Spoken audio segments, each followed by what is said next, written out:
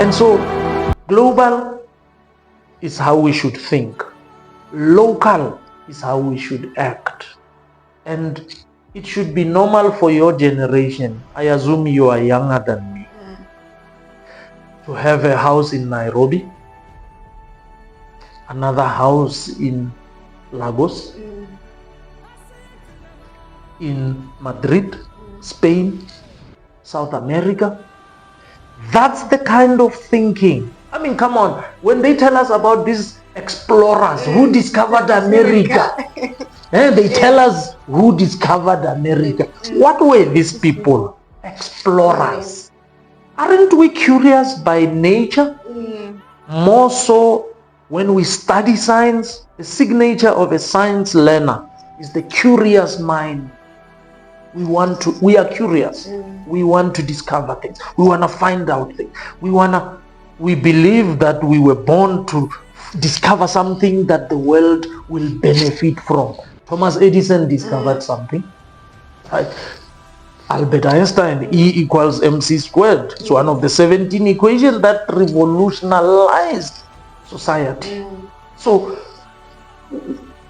we must believe that there is something unique that God put inside us, that in our lifetime we must discover and dedicate a lot of time to the discovery of this gift and serve it with excellence, not just to the people in your town, but you may start in your town, move to the provincial boundaries, move outside your province to the nation.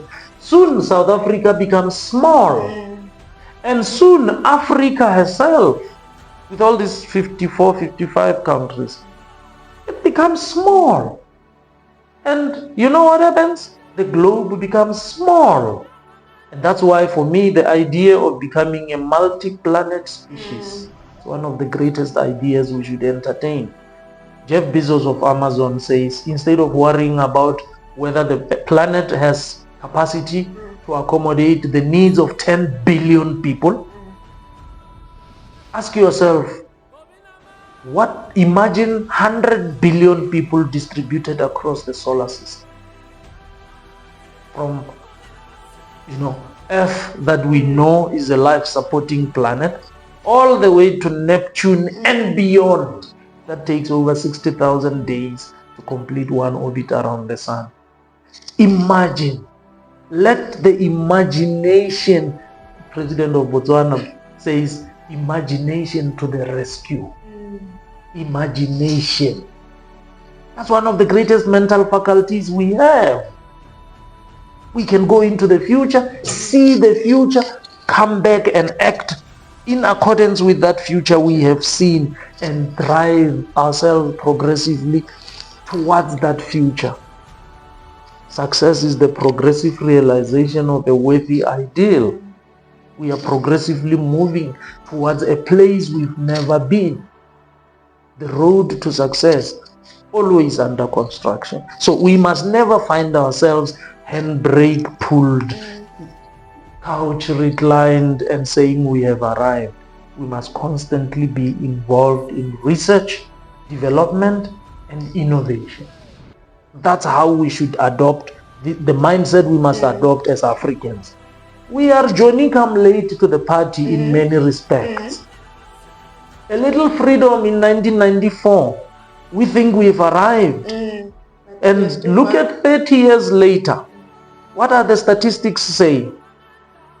The statistics are saying we've become bad stewards of the planet as the human race. Temperatures moving up. Human activities dominant in this negative trend. But at a national scale, look at that, 62% of young people are unemployed. Something is wrong. Our economy is not optimally growing. And I can tell you from the bottom up, if the economies of the 62 million citizens who make up South Africa grows, automatically the national economy will grow. This is mathematics teaching me that. Science tells me if we get the bottom up approach and we become a nation of startup entrepreneurs, it becomes fashionable to have 5 businesses. Warren Buffett had 63 CEOs. 63. My mentor, Bro Proctor, had 19 companies. And we are scared by the idea of having 2. Jeff Bezos of Amazon produces 1.6 million jobs in the world, 1.2 million of which are in the United States of America. One man. He's doing all that. One man. I'm a man. He has the same mental faculties that I have. Same 24 hours in a day that I have. What's wrong with me? If I cannot match that feat, what is wrong with me is the paradigms I am locked into, the ideas I entertain, the company I keep, the philosophy I subscribe to. That's why it's very important for young people to choose their friends carefully, because you are always the sum total of the 5 people you hang around the most. What you earn is the sum total of the 5 people you hang around the most. In this era today, I can hang around billionaires and lock the entire world out in my house and work on ideas, read their books. And somebody finds out something, puts it in a book. All you must do is just buy the book and read the book and implement, apply the ideas in your own life. Come out and say, this book has helped me. That's Rich Dad Poor Dad for you. That's a book I read 23 years ago. I've built businesses around the ideas Kiyosaki shares in his book. A book. Do you know that even a dead man can help you better than a human who's alive next to you? A dead man. Wallace D. Wattles, The Science of Getting Rich, wrote it in 1910. But that book is as powerful today as it was. Science of Getting Rich. I fell in love with these books. I read. So in every household, there needs to be rich libraries with sections. My wife is a lawyer. There's a law section in our home. That's my wife's books. I read them sometimes. Science books. Space. Now there's science, then there is space books. Astronauts who go to space write books. I buy them. I read them. I want to learn from them. I've met them physically, face to face. I've exposed tens of thousands of young people in South Africa to astronauts. They write. I read. I develop insight. I develop an insight from an idea somebody wrote. President Ramaphosa is promoting the idea of us becoming a reading nation. Because readers are leaders. We need to read. As I talk, you need to listen to some things I say and say, where did you get that? I'll tell you because I read it. I'm a constant reader. We must read. We must compete on how many books a month do you read. Not how many beers do you drown. We need to change the narrative and make education fashionable again, beyond academic, beyond. I am challenging the academic institutions. I have a lot of friends who are professors in universities. I challenge them. I say, look, you were taught by that system. I hope you are not doing to these kids what was done to you. I hope that you are bringing something new and better preparing these young people, not for the needs of industry, but for their own unique life assignment. We must never forget why we are on the planet. We didn't make ourselves. We were sent here for a specific mission. Whenever we do quarterly reports of our businesses and our lives, we need to ask ourselves, how are we doing? Because every company exists because of a mandate. I have a mandate from heaven on earth. How am I doing in terms of dominion, leadership, management, production, service, multiplication, and work? 7 mandates, and I just picked 7. There's more, but I just picked the ones I want to use every day. How am I doing? SANSA will say, in terms of the SANSA Act 36 of 2008, in terms of the National Space Strategy, in terms of the 7th Administration's priorities that came in May last year after the election, how are we doing? Not forgetting our traditional base of our business.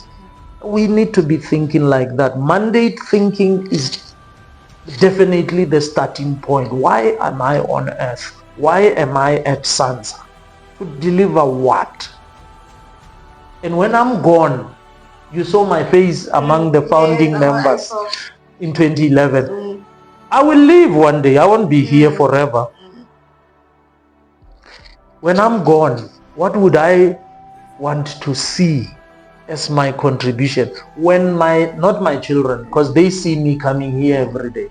When my great-grandchildren read about the 200-old SANSA story, what do I want them to know? Grandpa, great-grandpa has contributed.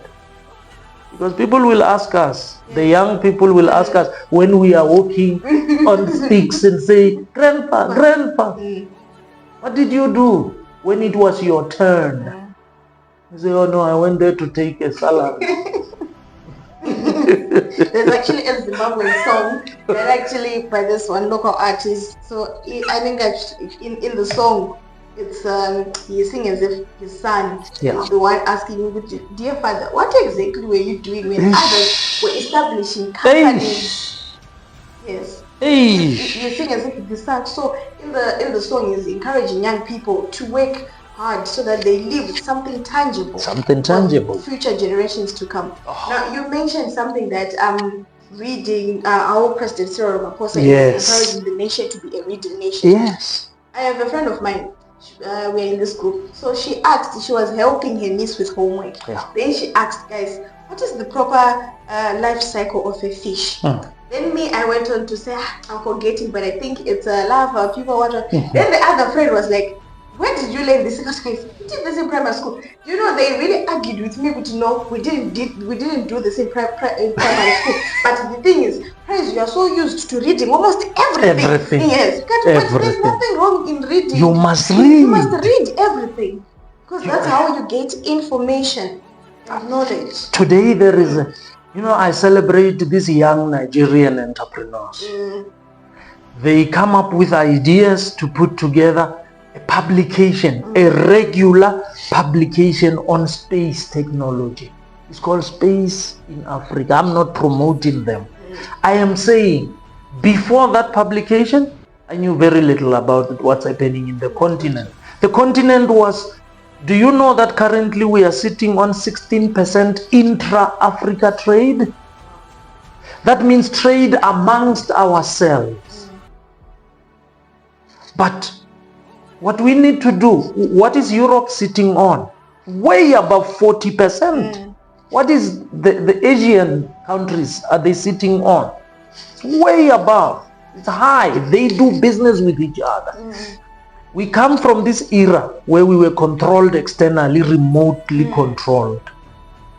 Young people in the continent, Nigeria, in Egypt, in Kenya, Nairobi, in Uganda, in Botswana, Zimbabwe.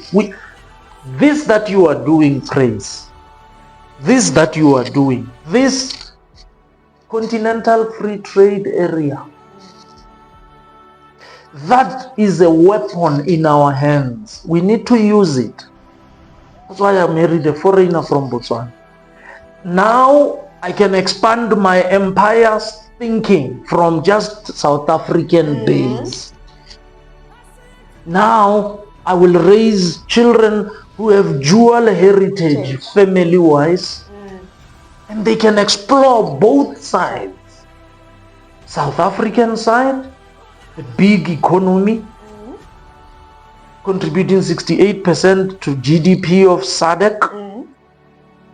Botswana side, a small economy, but unique. And it's on the rise. On the rise.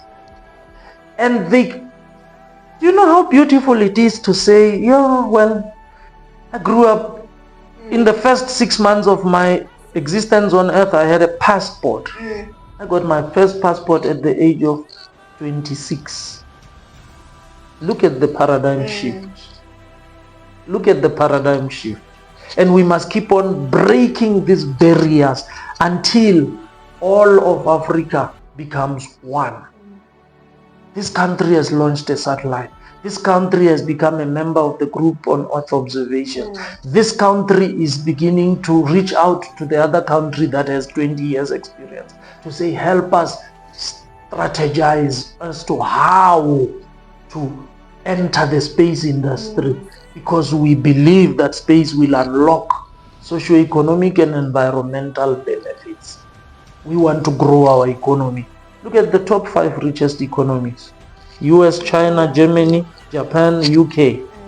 Heavily invested in these fields of strategic importance. Look at in terms of innovations, look at the dividends they are harvesting. And in Africa, we are talking about the African youth demographic dividend way before 2063. That's Agenda 2063, the Africa we want. We are endowed with a population of young people. We have a window that is open. That window will close. That window will close. While it's open, let's educate our children, not just in our schools, at home. Let children learn about computers, laptops, internet, artificial intelligence, coding, but let them learn how to program their own subconscious mind so that it can unconsciously give them their conscious goals. These are the things we should be doing. We should be teaching our children. Let that library, let a child say, I've read all the books in the library. I've read all of them. This episode of Chiedza CheAfrica is proudly sponsored by Tank Pro. Tank Pro under Elite Tank Limited is your premier business consultancy, transforming vision into excellence for students and businesses worldwide. Offering professional short courses, website development, digital marketing, project management, bookkeeping, business support, and HR solutions. They are here to elevate your success. Dial +44 73 916 373 70, or you can WhatsApp, or visit www.tankpro.co.uk to learn more and take the next step towards your goals. Stay tuned in for more inspiring content. All of them. Part of my college Yes. was whenever I would get to campus, Yeah. the only place I was able to find that peace and comfort. My friends always ask me, where are you? We are outside by the benches. I will say, no, I'm in the library. What are you doing there? Are you even? Sometimes I won't be even reading a book. It was just me maybe sitting in a chair, but staring at all the shelves and really imagining all the words in between the shelves, the books, the covers. It was it had this kind of like power that pulled me into wanting to open my mind. Because sometimes I'm like, no, I don't want to read it, but I just want to consume the energy that this information is sharing out towards me. Now, you mentioned something about what is it? Forgetting, but you mentioned it about how space. You had mentioned it at the beginning of the episode. How we use space education to see into the future, and how the 5 powerful economies in the world are progressing. So I've noticed that most people these days, because of social media platforms, technology, most people are kind of like now sleeping on the importance of theoretical education as well. In as much as we want to still be practical, people are also sleeping on the blindness that these major economies, because we were controlled mentally and physically during apartheid, colonial era, but I think people are also sleeping on the fact that there are now new and modified ways to still colonize us via these platforms whereby you will see at 10 a.m. someone from Africa is already dancing, doing a challenge, but then someone at 10 a.m. in this 5 major economies, she's creating a paint to paint a house, she's creating metal spoons, she's in the industry. So people are really sleeping on the power that these economies have on us. And if we don't wake up and really read the information to structure our mind, then when the window closes, we are going to still regret it. It is true. We need to get into knowledge generation. Like at SANSA, we have this division that studies the sun 24 hours a day and develops products in space weather forecasting to help aviation sector, to help power generation and distribution companies like Eskom, even rocket launching companies, because all this technology is destined for the near Earth space environment. That's the environment where space weather, solar cycles impacts.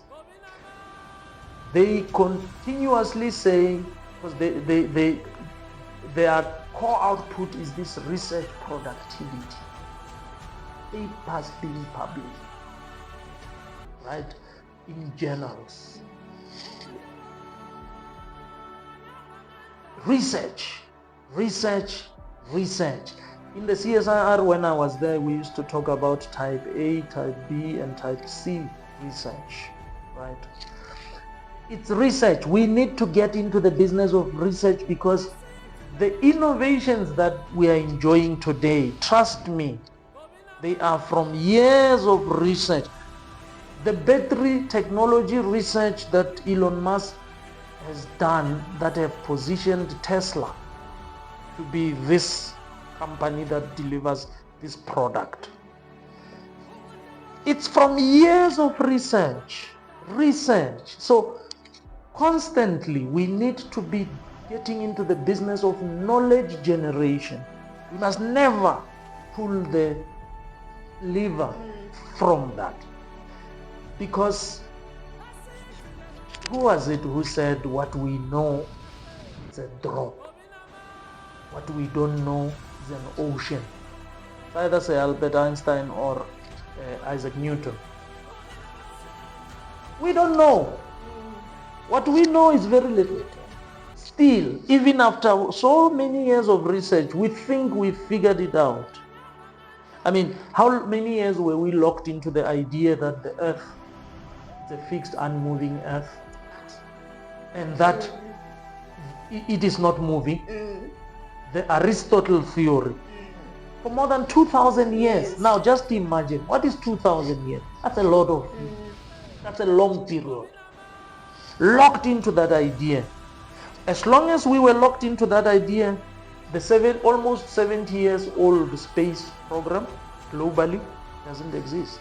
The multi-trillion-dollar space industry. Yeah, because you've got the wrong order of the solar system. You've put the sun as another wanderer orbiting around a fixed unmoving earth, instead of the earth being just another wanderer orbiting around the sun. So it's order. And my favorite subject, mathematics, is the science of order, structure, and relations. It has evolved out of the elemental practices of counting, measuring, and describing the shapes of objects. That is mathematics. You can't build a satellite without mathematics. You can't build anything, not even this water bottle, that phone you are using, the clothes we are wearing. So we need to get every citizen on the planet to understand that science is not just for some people. Science is for everybody. And we need to make it easily accessible, such that you don't have to necessarily go through academic program. No. Science is intuitive. Science is there. 2 chemical laboratories in our houses.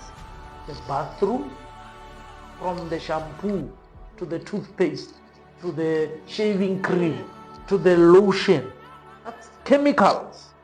The kitchen, from sodium chloride all the way to the ingredients that we mix. Milk. What? So science is everywhere, but I guess we got accustomed to teaching it in a certain way. Sometimes we are asking the question. I know that the SAIP, South African Institute of Physics, is asking, is there a better way of teaching physics? Can we teach it differently? Better than the way it is traditionally taught, with application in mind, so that we see physics as part of everything we do. Because I used to have a t-shirt at university written, "Physics makes the world go round." 1995, when I was doing my Bachelor of Science. Physics makes the world go round. I was like, we wore it with Albert Einstein's E equals mc squared in front. You didn't even understand what this thing is saying. But today, as you look back, you realize physics, science, mathematics, everything. It's part of who we are. So for me, that's, if I can stimulate young people to think like that, to dream of becoming billionaires by age 21, we would have gone a long way, because poverty, unemployment, and inequality will be things of the past. We will look at them like we look at apartheid. 30 years dead and buried, with symptoms still there here and there, but legislatively it has been destroyed. There is no legislated segregatory system anymore. Of course, the means, the haves and have-nots, have led to this skewed economic activity where if you are economically enabled, you will access better education than the ones who don't have the means to pay, who are stuck with what's available. Choice. Ultimately, the measure of wealth is choice. Choices.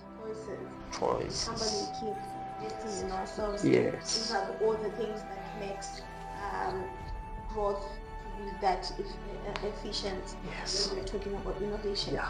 Now, before we really close up this episode, what are the next steps for you and also for SANSA in advancing Africa's space industry, education, and even any advice to young people out there who are interested in not only learning one faculty of life, but who are interested in advancing and preparing their mind to really be open to what the world has to offer. For example, me now, I'm thinking, since I'm from the arts department, how is it that I can really now contribute towards space education? Because it's people like you that have predicted the future.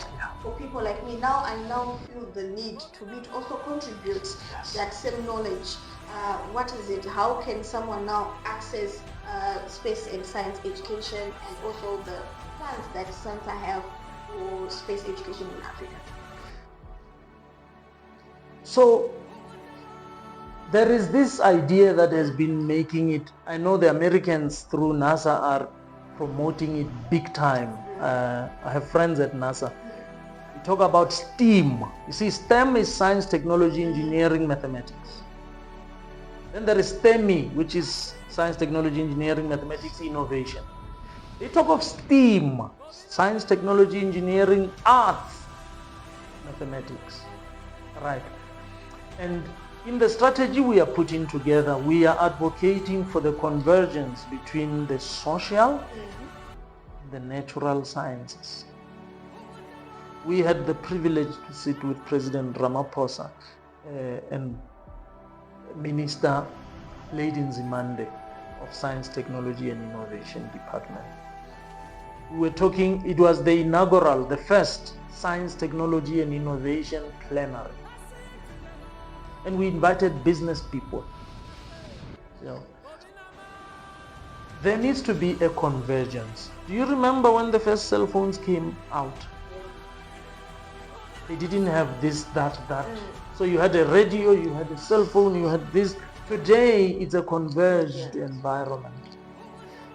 We look forward to opening up. Firstly, we want to use space education to revolutionize the curriculum that is taught in the academic system. We want to support science, technology, engineering, and mathematics education. But increasingly, we also want to, because SANSA is playing big on the continent. We are representing Africa's most industrialized nation with capacity to build an entire satellite system from scratch. We buy very little. And that on its own, it sets us apart, and we are encouraging more and more countries to stop buying and start building. Because when we build, then we develop the industries that will support. This industry depends on many other industries, including aerospace, right? So we want to drive this agenda where Africa is not a spectator anymore, but it's an increasingly meaningful player. And for that to happen, we need Africa's young people to be trained in fields of strategic importance, particularly STEM, science, technology, engineering, and mathematics. And my philosophy of everybody should study STEM. I think that we are looking at helping to use science, technology, and innovation as the major drivers towards the realization of that aspiration called the youth demographic dividend, African youth demographic dividend. Because when we achieve that, then Africa will migrate from being a $3 trillion economy to $30 trillion economy. That's 10xing it and increasingly expanding like that. Currently, that's where the US is playing. The largest economy, well, China is the largest. And you can see the arm wrestling that's happening, But we must produce. How many products do you see us consuming from China today? Everything. It's because I had the privilege of listening to a chief from Venda at a graduation ceremony of my friend who had a PhD achievement. This man says around 1990s, the Minister of Transport in South Africa asked him to accompany him to China. In those days, the Chinese people were cycling and walking. And their plan said that these people will be driving cars. So the question was, you're going to buy them from Detroit in the US? You're going to buy them from Germany? Where are they going to come from? He says, no, they'll be coming from China. And somebody laughed. Look at what has happened in the last 30 years.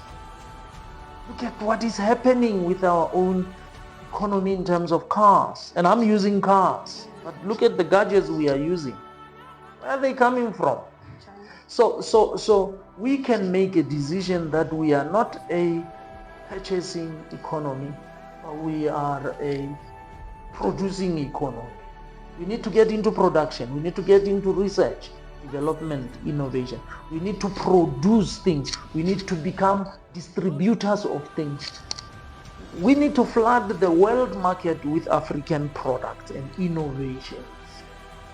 That's the only way we will become the magnet for Africa. Leverage programs like the Square Kilometer Array with the African partner countries. This is space science and astronomy.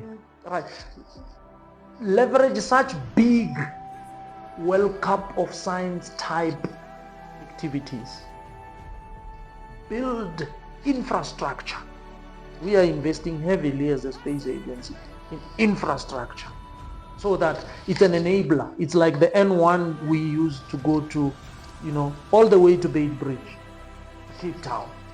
That's infrastructure. It's an enabler. So we need to get into that business. We need to get into the human capital development pipeline and not have a leaking pipeline where young people get into school, drop out. We need to get them to stay in the system, get support throughout, from learner to student to graduate to early career professional to captain of industry. We need to shorten that journey. By age 35, when the youth graduate from the youth category, we must be billionaires. Billionaires, not millionaires. 10 to the exponent 9, not 10 to the exponent 6. So now for me, that is my vision.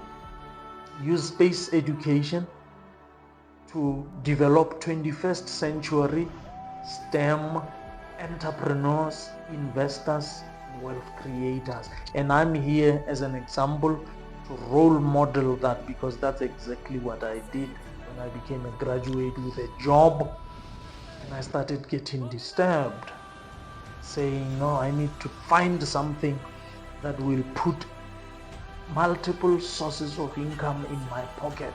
I want to live like a king. I want to live like an ambassador of the kingdom of heaven on earth. Wow. Yes. So when you mentioned, there's a point that when you mentioned that the physics department is always asking how best can we teach people science, physics, moving away from the traditional norms of teaching. I have a friend who was once a guest on a show of mine. He's into Montessori learning, and he explained how the Chinese and even the Americans do it, that when a child is like 5 or 4, parents and even the people around, the guardians, they monitor closely. What is it this child is picking up very fast? Does the child pick up how to read words fast, or does the child pick up how to play and rebuild, dismantle a Lego and build it together? And that is how that is how their economy is built on. They distinguish, they put kids into categories. That these are theoretical kids, these are practical kids. So how are we going to converge them into building one thing? This one coming in with the practical, this one coming in with the theories. So I think that's something that African educational systems need to implement. Montessori learning as it instill the practicality of how the future, of how you want the future to look like at a child when they are still young. That is how people can grow. So I'm always amazed, and you actually talking about the same thing in the same line. It's really opening my mind to say, fine, this is something that can really stick, something that we can really work on and use as Africa. Yes. No, that's powerful. Madam Montessori said children are not like cups that we are trying to fill up with knowledge. They already have it. What we need to do is channel them in a way that their true potential can come to the surface. It's buried within them. Ironically, the definition of education, if you read Napoleon Hill's Think and Grow Rich book, it says education is an English word derived from a Latin word educe, which means to induce, to develop, or to draw out from within. Drawing out from within. Within is an infinite source of supply. That's why when all else fails, when the solution I'm looking for does not exist yet in the market, I understand that with the mental faculties of reason, memory, will, intuition, imagination, and perception, I can go into the world beyond the reach of the 5 senses, the invisible world within, and bring something unique to the surface. So drawing out from within is the ultimate definition of education.